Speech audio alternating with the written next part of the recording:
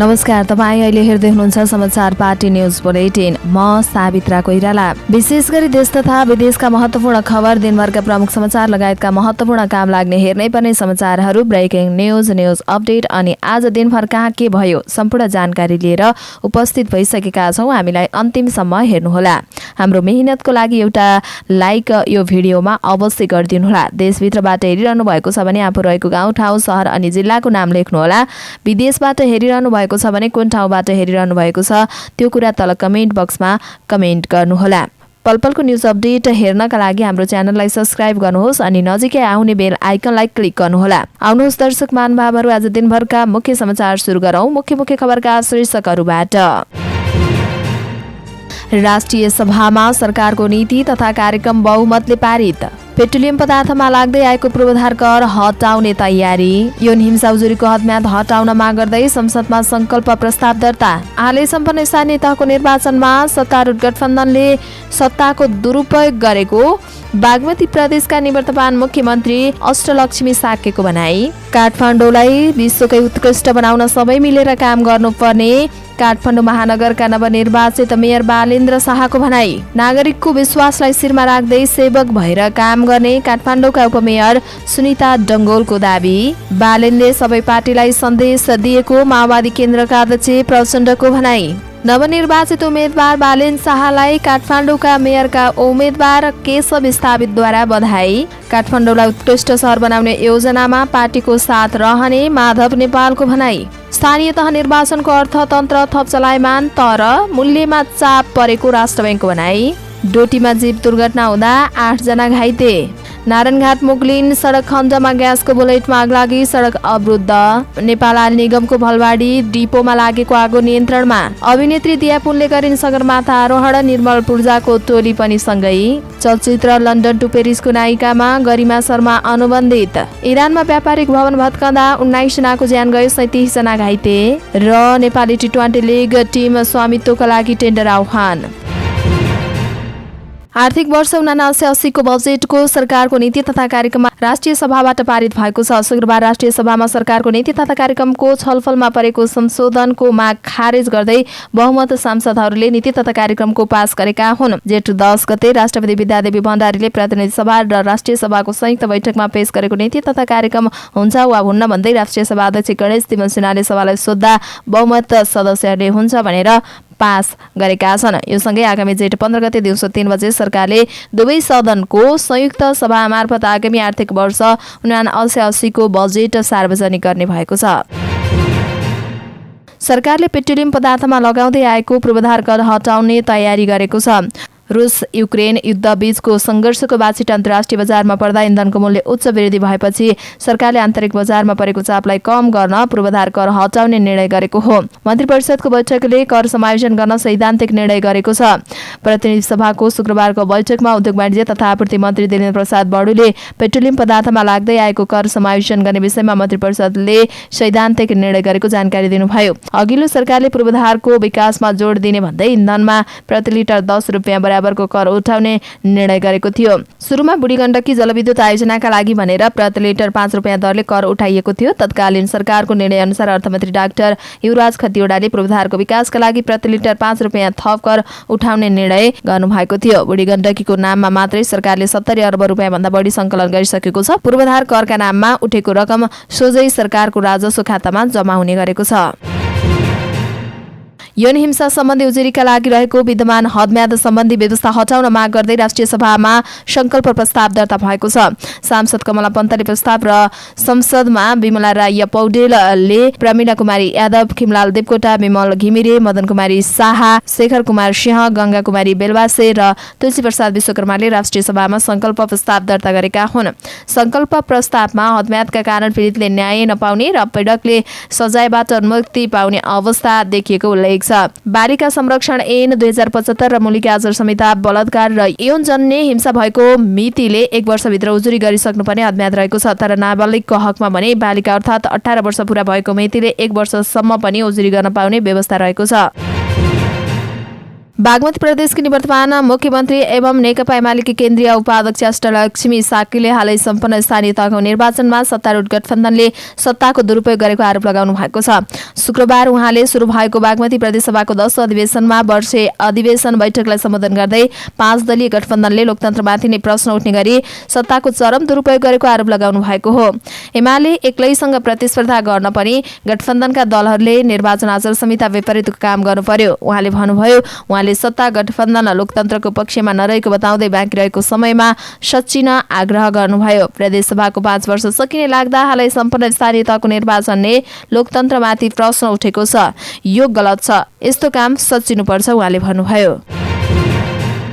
काठमाडौँ महानगरपालिकाका नवनिर्वाचित मेयर बालेन्द्र शाह बालेनले काठमाडौँ शहरलाई विश्वकै उत्कृष्ट शहर बनाउनका लागि सबै मिलेर काम गर्नुपर्ने बताउनु भएको छ।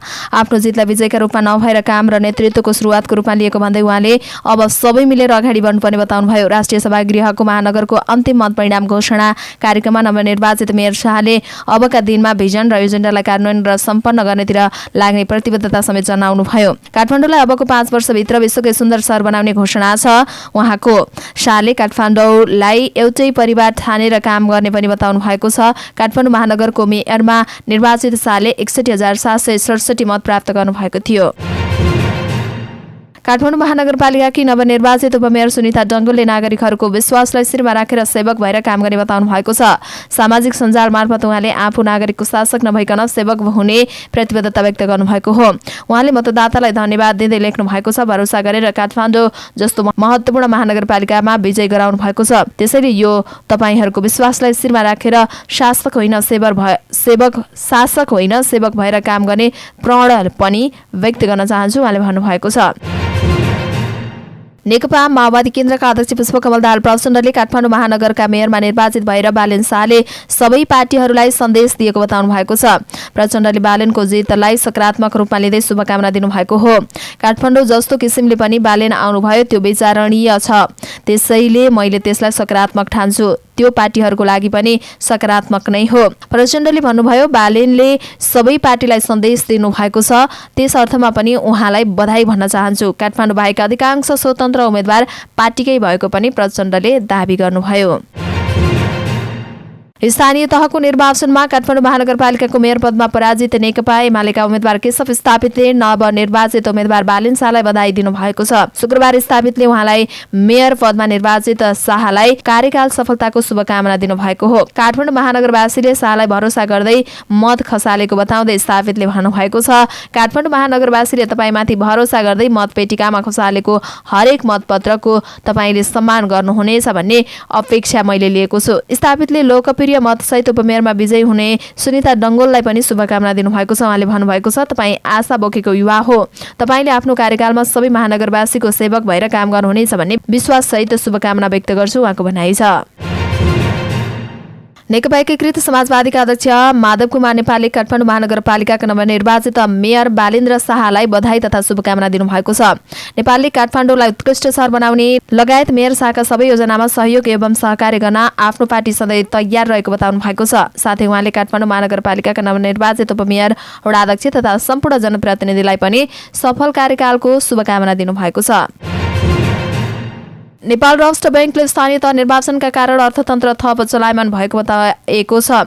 मौद्रिक नीतिको तेस्रो त्रैमासिक समीक्षा गर्दै नेपाल राष्ट्र बैंकले यस्तो टिप्पणी गरेको हो। कोभिड-19 को संक्रमण जोखिम कम भएसँगै आर्थिक गतिविधि समेत विस्तार हुन थालेको नेपाल बैंकले जनाएको छ। केन्द्रीय तथ्याङ्क विभागले चालु आर्थिक वर्षको कुल ग्राहस्थ उत्पादन 5.84% आर्थिक वृद्धि दर हुने अनुमान गरेको छ। स्थानीय तह निर्वाचनले मूल्यमा भने चाप परेको जनाइएको छ। चालु आर्थिक वर्षको पहिलो 9 महिनासम्म मुद्रास्फीति लक्षित सीमा भित्री रहेको भन्दै स्थानीय तह निर्वाचन पेट्रोलियम पदार्थको मूल्यमा भएको भारी वृद्धि, रुस युक्रेन युद्ध र महामारीपछि आन्तरिक मागमा आएको विस्तारले मूल्यमा चाप परेको नेपाल राष्ट्र बैंकको भनाइ छ। 2078 चैतमा मुद्रास्फीति 7.28% पुगेको थियो भने 77 चैतमा मुद्रास्फीति 3.10% मात्रै रहेको थियो। डोटीको साइल गाउँपालिका 1 तेलपारामा जीव दुर्घटना हुँदा 8 जना घाइते भएका छन्। साइलबाट नेपालका लागि छुटेको सुदूरपश्चिम प्रदेश 01001 ज 1394 नम्बरको जीप आज बिहान दुर्घटनामा परेको हो। दुर्घटनामा परि घाइते भएका मध्ये 2 जनाको अवस्था गम्भीर रहेको जिल्ला प्रहरी कार्यालय डोटीका सूचना अधिकारी तथा प्रहरी न्यायको परीक्षक भोला कुमार भट्टले जानकारी दिनुभयो। गम्भीर घाइते भएका 2 जनालाई उपचारका लागि दिपायलको पिपलामा रहेको शैलेश्वरी अस्पताल लगिएको छ। अन्य घाइतेको स्थानीय स्वास्थ्य चौकीमा उपचार भइरहेको छ। जीपमा 14 जना सवार रहेको प्रहरीले जनाएको छ। चितवन नारायणघाट मुगलिन सडक खण्डको 15 किलो भन्ने स्थानमा ग्यास बोकेको बुलेटमा आग लागि भएको छ। नारायणघाटबाट मुगलिनतर्फ आउँदै गरेको बुलेटमा आग लागि भएको जिल्ला प्रहरी कार्यालयका चितवन प्रवक्ता नरहरी अधिकारीले जानकारी दिनुभयो। दिउँसो बुलेटमा आग लागि हुँदा सम्भावित क्षति न्यूनीकरणका लागि चितवन नारायणघाट मुगलिन सडक खण्ड दुईतर्फी रूपमा बन्द गरिएको पनि जनाइएको थियो। नेपाल आयल निगमको फलबारी डिपोमा लागेको आगो नियन्त्रणमा आएको छ। डिपोको पेट्रोल भण्डारणको मुखैमा लागेको आगो नियन्त्रणमा आएको डिपो प्रमुख नवविनोद पोखरेलले बताउनु भएको हो। बिहान 11:55 मा लागेको आगो नियन्त्रणमा आएको छ। कुनै मानवीय क्षति भएको छैन। पोखरेलले भन्नुभयो 2वटा पेट्रोल ट्याङ्करमा लागेको आगो निभेको छ। हाललाई डिपो बन्द गरेर थप सुरक्षा चेक जाँच भइरहेको छ। बिहान डिपोमा पेट्रोल खनाउन आएका 5वटा मध्ये पहिलो लाइनमा रहेका 2वटा ट्याङ्करमा आगो लागेको उहाँको भनाइ छ। पेट्रोल खनाउने क्रममा 81 आगो लाग्न थाल्यो। पहिलो ट्याङ्कर जल्न पुग्यो। टायर फड्केका कारणले पनि दोस्रो ट्याङ्करलाई हटाउन सकेनौ। पोखरेलले भन्नुभयो डिपोभित्रै लागेको आगोबाट ठूलो दुर्घटना टर्यो। अहिले डिपो सुरक्षित रहेको छ। अहिले डिपो पूर्ण रूपमा आगोबाट सुरक्षित पारिएको र थप अनुसन्धान भइरहेको जनाइएको छ। डिपोमा 30 लाख लिटर डिजल र 5 लाख लिटर पेट्रोल भण्डारण हुन्छ। आगो थप फैलिएको भए अकल्पनीय दुर्घटना हुने भन्दै डिपोले घटनाको अनुसन्धान भइरहेको जनाएको छ। अभिनेत्री दिया पुनले शुक्रबार बिहान सर्वोच्च शिखर सगरमाथा आरोहण गरेकी छन्। निर्मल पूर्जाको एलटी एक्सपिडिसन आरोही दल मार्फत उनी सगरमाथा शिखरमा पुगेकी हुन्। निर्मल र दिया सहित 20 जनाको आरोहणी दल बिहान 8848.86 मिटर उचाइको सगरमाथा चढेको हो। सबैभन्दा चुचुरोबाट अहिले साउथ पोलमा सुरक्षित र न्यानो भएर फर्किएको जानकारी पूर्जाले दिएका हुन्। 4 जना शेर्पाले अक्सिजन सहितको सहायता बिना नै चुचुरोमा चुमेका छन्। आफ्नै 42 लाख रुपैयाँ खर्चमा दियाले 3 च्यारिटी उद्देश्यले सगरमाथा चढेकी हुन्, जसमा बेलायतको राष्ट्रिय स्वास्थ्य सेवा NHS टुगेदर, कुलचेस्टर अस्पताल र नेपालमा रहेको चिल्ड्रेन एन्ड युथ फर्स्ट रहेका छन्। यात्रा प्रेममा आधारित फिल्म लन्डन टु पेरिसको मुख्य भूमिकामा मोडल गरिमा शर्मा अनुबन्धित भएकी छन्।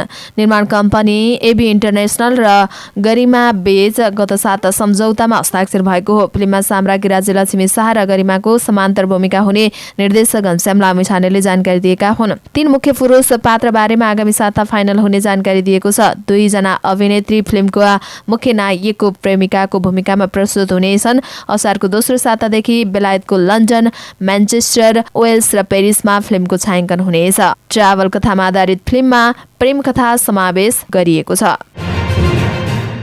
इरानको दक्षिण पश्चिमी सहर अब्दाहानमा 10 तले व्यापारिक भवन भत्किँदा 19 जनाको ज्यान गएको छ। अरू 37 जना घाइते भएका छन्। घाइतेको स्थानीय अस्पतालमा उपचार भइरहेको खुजेस्टन प्रान्तका उपगभर्नर एहसन अब्बासपुरलाई उद्धृत गर्दै इरानको अर्ध सरकारी समाचार संस्था ISNA ले जनाएको छ। व्यस्त सहरमा निर्माणाधीन भवन भत्किँदा फँसेकाको उद्धारका लागि सुरक्षाकर्मी सहित झन्डै 2000 जना परिचालन गरिएको छ। इरान सरकारले उद्धार कार्यमा अन्तिम समयसम्म जारी राख्ने जनाएको छ। नेपाल क्रिकेट संघ क्यानले आगामी असोजमा हुन लागेको नेपाल T20 ले खेल्ने 6 फ्रेन्चाइज टिमको स्वामित्वको खरिदका लागि टेन्डर आह्वान गरेको छ। आयोजक क्यान र प्रतियोगिताको व्यापारिक र रणनीतिक साझेदारी 73 स्पोर्ट्सले टिम स्वामित्व लिन चाहनेका लागि शुक्रबार टेन्डर आह्वान गरेको क्यानले जनाएको छ। क्यानले पहिलो पटक आयोजना गर्न लागेको लिगमा 6 टिमले प्रतिस्पर्धा गर्नेछन्। यसका लागि क्यानले यसअघि नै 6 सहरको नामबाट टिमको नाम सार्वजनिक गरिसकेको छ। लिगमा विराटनगर, जनकपुर, काठमाडौँ, पोखरा, लुम्बिनी, भैरवा र फार वेस्टर्न टिम रहने क्यानले जनाइसकेको छ। अब उक्त टिमको स्वामित्व लिनका लागि क्यानले टेन्डर आह्वान गरेको हो। अब टिम लिन इच्छुकहरूले टेन्डर प्रक्रियाबाट टिम खरिद गर्नका लागि इमेल गर्न क्यानले जानकारी गराएको छ। हौस् त दर्शक महानुभाव, आज दिनभरका मुख्य समाचारहरू यति नै। हामीले प्रस्तुत गरेका समाचारहरूप्रति तपाईँको धारणा के छ, आफ्ना कुरा तल कमेन्ट बक्समा कमेन्ट गर्नुहोला। हाम्रो मेहनतको लागि यो भिडियोमा एउटा सानो लाइक अवश्य गर्नुहोला। पल पलको न्युज अपडेटका लागि हाम्रो च्यानल समाचार पार्टीलाई सब्स्क्राइब गर्नुहोस् अनि नजिकै आउने बेल आइकनलाई क्लिक गर्नुहोला। पल पलको न्युज अपडेटका साथ फेरि हाम्रो भेट हुने नै छ। समाचारपार्टी.com हेर्दै गर्नुहोस्। नमस्कार।